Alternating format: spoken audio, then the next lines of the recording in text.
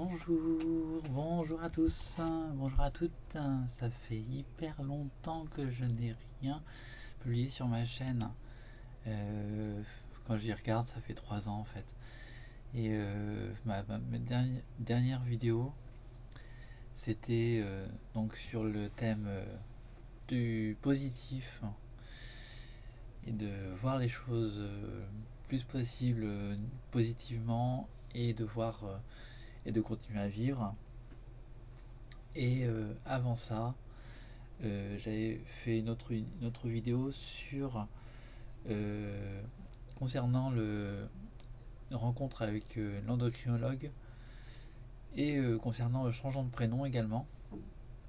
Donc je ne sais plus, donc j'avais déjà parlé de l'endocrinologue avant.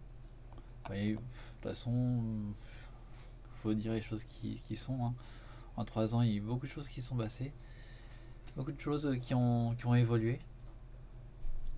Je vais pas pouvoir tout préciser comme ça, mais en gros, alors on va essayer de faire un peu les choses dans l'ordre. En 3 ans, donc en 3 ans, j'ai eu une rhinoplastie. Donc je me suis fait refaire le nez. Je pense que par rapport aux précédentes vidéos, ça peut se voir, ça doit se voir normalement. Ça devrait se voir. Euh, donc il y avait ça. Donc ça remonte, il y a quoi il y a quoi il y a 2 ans et demi à peu près. 2 ans et demi, ouais, ouais, oui, ça va être ça. Avril, avril 2021.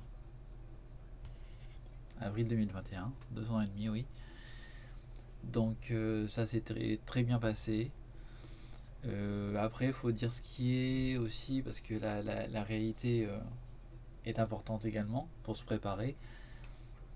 Après, c'est moi personnellement, la façon dont je l'ai vécu, et ce sera pas forcément la même chose pour tout le monde, hein. Donc voilà quoi, on est tous toutes différents. Donc voilà, ce que je dis, ça vaut pour moi, mais ça peut valoir pour d'autres, mais pas pour tout le monde. Donc par rapport à la rhinoplastie, donc ça s'est très bien passé. Seule difficulté, on va dire, pour moi, mais c'est pas grand chose réellement, hein. C'est au moment de me faire retirer les petites attelles à l'intérieur, parce que j'avais une attelle extérieure au-dessus du nez en fait, et des petites attelles à l'intérieur avec les fils tout était à l'intérieur. Et donc c'est au moment de me les retirer où ça a été un petit peu plus compliqué sur le moment. Je vous cache pas que je suis resté un petit peu après à, à l'hôpital dans la salle d'attente pour me remettre un petit peu. Parce que bon, c'était un petit peu. Je suis sensible de ce côté-là. Donc voilà. Mais ça s'est très bien passé, j'ai pas eu de soucis après par la suite. Et je suis très content de ce nez, de ce nouveau nez. Et donc, je vous encourage à le faire. Alors, je précise, cette opération et les suivantes que j'ai eues ont lieu à Bordeaux, l'hôpital de Bordeaux. Donc, je le rappelle par rapport à mes vidéos précédentes que tout mon suivi s'est effectué à Bordeaux, donc avec l'équipe officielle entre guillemets, donc toute l'équipe pluridisciplinaire, donc de euh, psychiatres, endocrinologues et les chirurgiens à l'hôpital de Bordeaux, et donc la psychiatre et endocrinologue donc dans leur cabinet du centre-ville de Bordeaux, mais qui sont en lien, qui travaillent ensemble en équipe, qui se voient lors de réunions pluridisciplinaires. Et donc cette opération donc s'est très bien passée, et la suite également, mis à part ce petit moment-là. Donc pour dire, j'ai eu quoi? J'ai eu une semaine, 10 jours d'arrêt après la rhinoplastie. Donc c'est pas énorme. Au final, en 10 jours d'arrêt, donc bah, j'ai dû m'absenter une fois parce que j'étais en formation à ce moment-là. Et donc j'ai raté une journée de formation. C'est parce que mon rendez-vous à l'hôpital tombait un jour où j'étais en formation. Donc voilà, ça n'a pas eu ça n'a pas eu de conséquences particulières par la suite. Donc j'ai repris après la vie normale. Et donc également, qu'est-ce qui s'est passé? Il s'est passé d'autres choses. C'est qu'il y a un an, début septembre, le 6 septembre exactement, 2022, donc l'année dernière, j'ai fait une vulvoplastie. Alors, ça n'est pas une vaginoplastie, je précise bien, c'est une vulvoplastie. Donc, il s'agit en fait juste d'une opération, enfin, qui permet juste d'avoir la partie extérieure, donc la vulve, comme son nom l'indique, la vulvoplastie, c'est la vulve, donc c'est la partie extérieure du sexe féminin. Et donc, cette différence donc, avec la vaginoplastie, c'est que à la suite de cette opération, ben, je n'ai pas de néovagin, comme on dit. Donc, je n'ai pas de cavité vaginale. J'ai vraiment juste la partie extérieure, c'est-à-dire grosses lèvres, petites lèvres, clitoris. Et voilà. Après, ce choix-là, voilà, faut préciser aussi, c'est un choix qui est très personnel. Comme tout simplement de décider de faire une opération ou pas, hein. C'est un choix personnel déjà de base. Mais là, c'est forcément un peu plus parce que d'un côté, donc on choisit si on fait des opérations ou pas, mais d'un autre côté, de savoir après quelle opération on fait si on décide de faire une opération. Et savoir quelle opération on fait, ça comprend de savoir, d'avoir connaissance de toutes les opérations autant que possible, hein, qui sont possibles de faire. Et concernant donc la partie intime, eh bien, il faut avoir connaissance qu'il n'y a pas que la vaginoplastie qui existe, mais aussi la vulvoplastie. Donc, on commence à en parler de plus en plus maintenant. J'en ai pris connaissance dans le courant de l'année dernière. Et c'est après, donc, suite à ces petites infos que j'ai trouvées par hasard, en fait, que j'ai pu faire une réflexion et arriver à cette conclusion que c'est la vulvoplastie qu'il me fallait et non pas la vaginoplastie. Et je le confirme au jour d'aujourd'hui parce que clairement dans mon quotidien, je vois, même s'il y a des petits moments où je me dis, où je me dis, oh, c'est vrai que quelque part, une féminité sans vagin, ben, c'est vrai que c'est pas. Il y a des moments, je me dis, c'est pas forcément de la féminité. Mais réellement, quotidiennement, ben, pour moi, bah, si je me sens femme, donc j'ai pas besoin d'un vagin pour me sentir femme. Voilà. Je me sens femme, je le sens très bien, je vis très bien maintenant. Alors après, euh, faut dire également les choses comme elles sont. Alors, la vulvoplastie, donc j'ai eu 6 semaines d'arrêt. Donc la vaginoplastie, en principe de base, on a 2 mois d'arrêt, donc 8 semaines. De base, vraiment, on part vraiment, quand on parle de mois, on parle de 4 semaines par mois. Donc ça fait 8 semaines de base. Donc à partir de là, moi un peu moins, mais sachant que j'avais quitté l'établissement où je travaillais juste avant et que je voulais faire de l'intérim après pour travailler dans le handicap par rapport à mon métier, et eh bien du coup je voulais me laisser un peu plus de temps. Donc les 6 semaines d'arrêt pour moi sont devenues 2 mois, donc 8 semaines, enfin peut-être un petit peu plus, 2 mois précisément. Et donc l'opération 6 septembre et j'ai repris le travail le 3 novembre. le 3 novembre suivant. Donc il y a 2 ans, hein. Il y a 2 ans maintenant. Et bah, le post-opératoire s'est très bien passé. Juste un petit moment où j'ai eu euh, j'ai vu à un moment donné lors de mes soins, c'était plus du nettoyage, mes soins. Bon, j'avais pas du coup forcément de dilatation à faire puisque j'ai pas de néovagin. Donc que, lors de mes soins, donc à un moment donné, j'ai vu un petit point qui s'était défait et ça m'avait fait peur. Je vous cache pas, voilà, bah, c'est cette sensibilité là, donc ça m'avait fait peur et j'avais pas réussi à avoir Bordeaux au téléphone. C'était en fin de journée. Et donc j'ai appelé le 15. Et donc j'ai été amené par une ambulance à l'hôpital de La Rochelle, enfin de ma ville.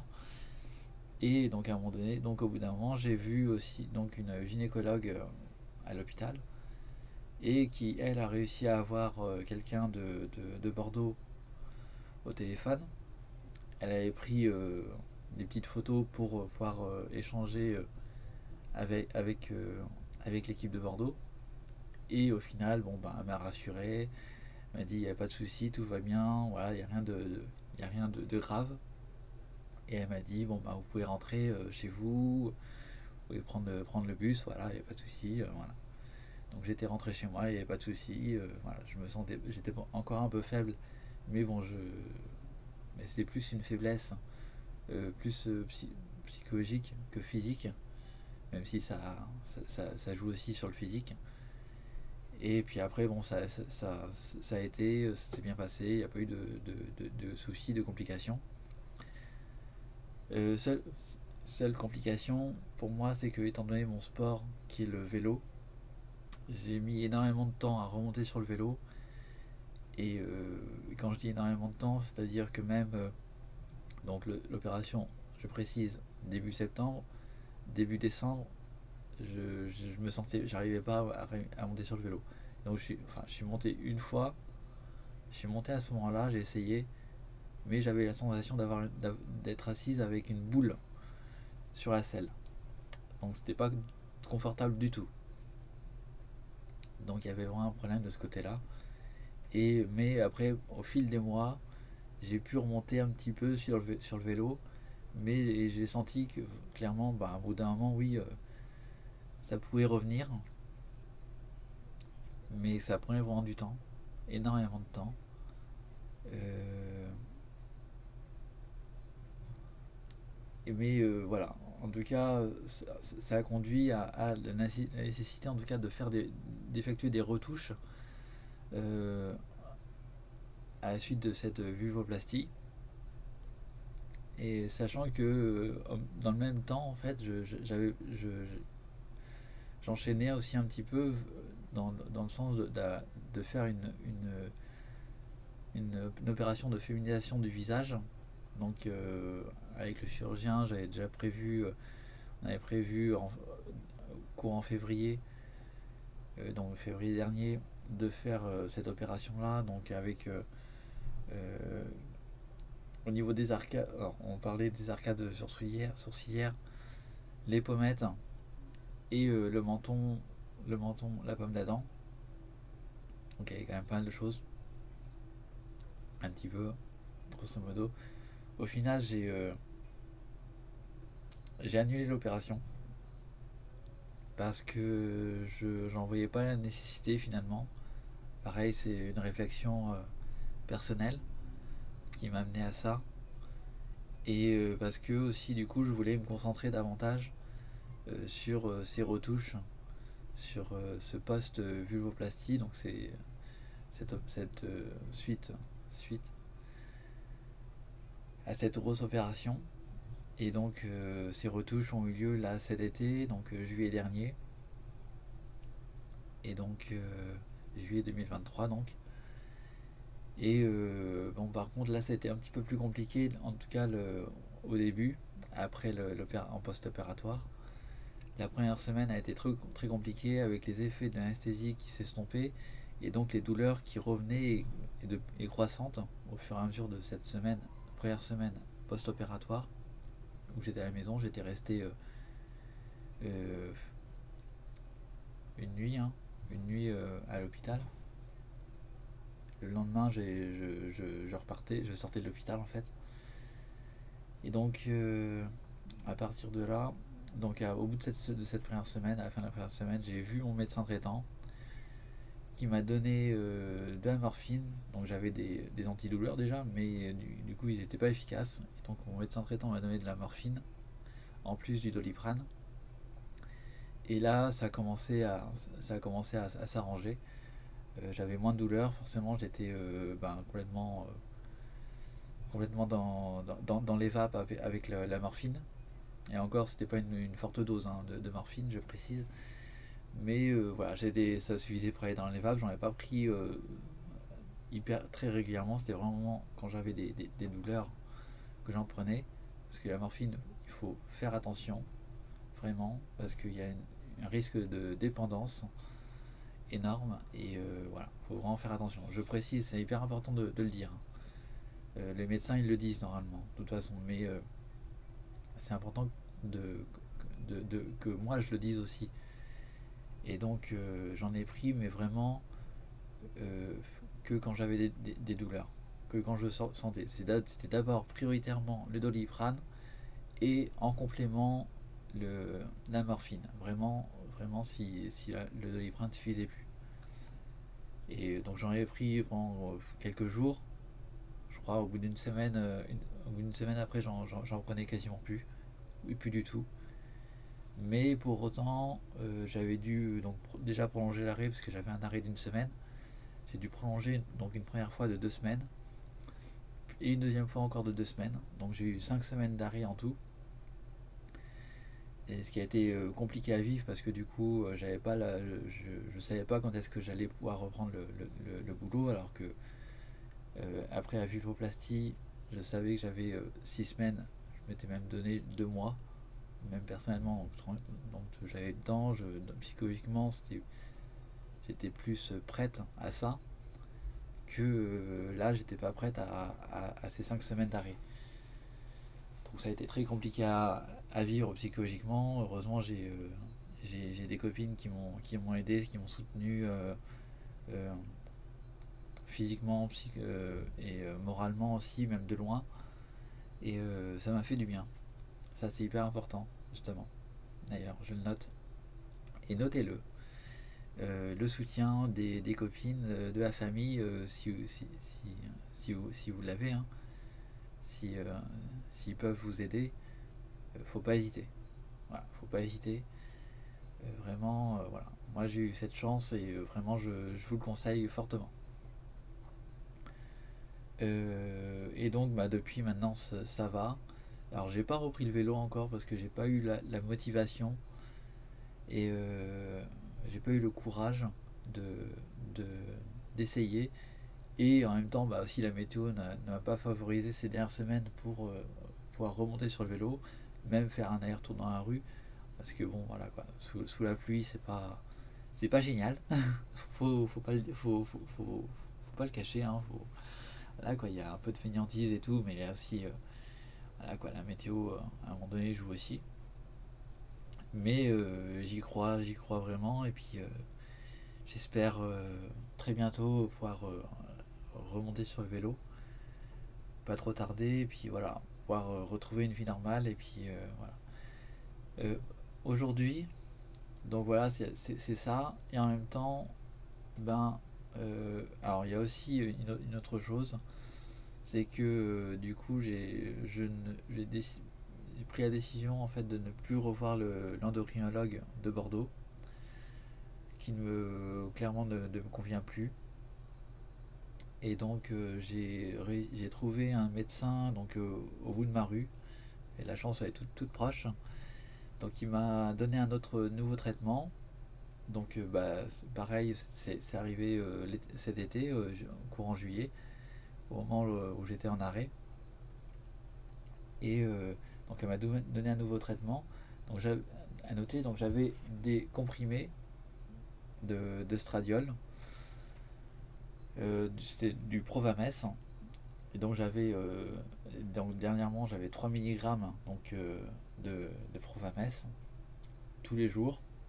Le problème c'est que les comprimés ça joue aussi sur le foie.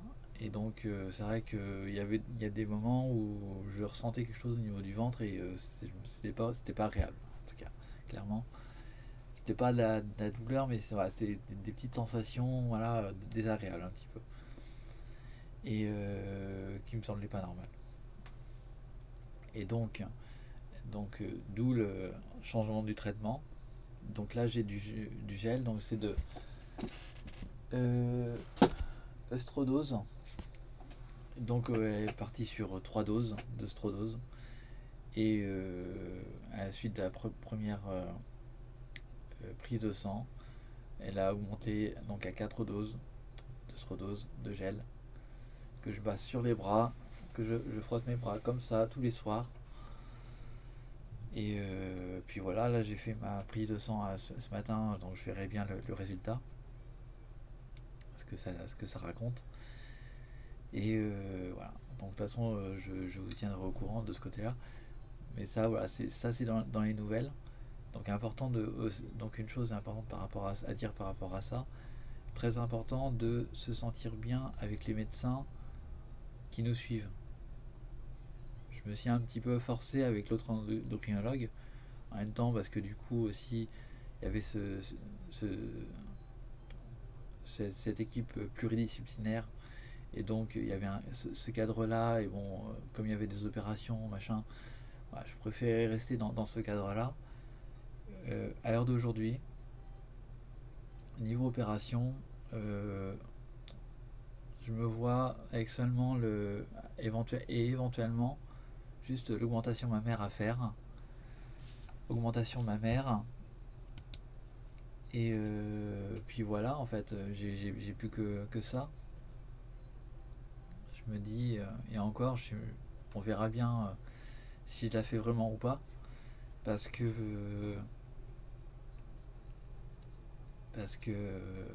voilà, avec le nouveau traitement, bah, du coup, et bah, déjà, je vois comment ce traitement évolue avec le temps, comment ça se passe, comment je le sens. Et c'est vrai qu'avec déjà ce nouveau dosage, il y a des bonnes sensations. euh, c'est aussi bien psychologique et physique, principalement au niveau de la poitrine d'ailleurs. Donc il y a déjà un petit renouveau qui est bien, mais c'est pas encore ça. Mais on va voir progressivement avec le temps. Donc on va voir avec les résultats de la prise de sang de ce matin déjà. Et puis voilà, après je me laisse le temps. Maintenant, ça fait 2023, ça fait quoi? Maintenant, ça fait 6 ans en fait que j'ai commencé mon parcours. Sachant que, comme j'ai dit au tout début de mes vidéos, que mon parcours avait commencé non pas avec, pour moi, hein, non pas avec le premier rendez-vous avec la psychiatre, non pas avec mon coming out, mon premier coming out avec ma mère et mes frères, mais déjà un petit peu avant, parce que j'avais deux petites étapes à faire avant, et c'est cette prise de conscience que j'ai eue donc il y a 6 ans aussi. Et donc ouais, ça fait 6 ans. Mon parcours n'est pas terminé, je l'estime ainsi, et c'est aussi important d'en avoir conscience, c'est qu'un parcours trans, c'est long, c'est très long, ça peut prendre beaucoup de temps, euh, et mais voilà, au bout d'un moment, enfin, on arrive à un moment donné dans notre parcours où,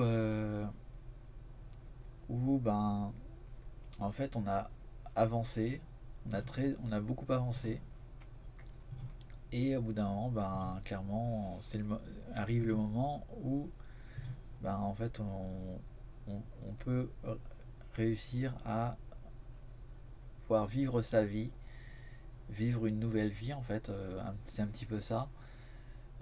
Donc c'est ce qui va m'arriver dans les mois qui viennent. C'est-à-dire que ben là, donc j'envisageais là dès le mois de décembre, mais ce sera peut-être plus janvier, à partir dès janvier ou voire février, j'espère janvier. Donc du coup, c'est ma nouvelle vie qui va commencer, donc à savoir vivre toute seule, réellement, parce que là je suis toujours depuis 6 ans en coloc avec mon grand frère. Et donc là, je vais vivre toute seule. Et donc je prévois d'aller vivre du côté de Clermont-Ferrand.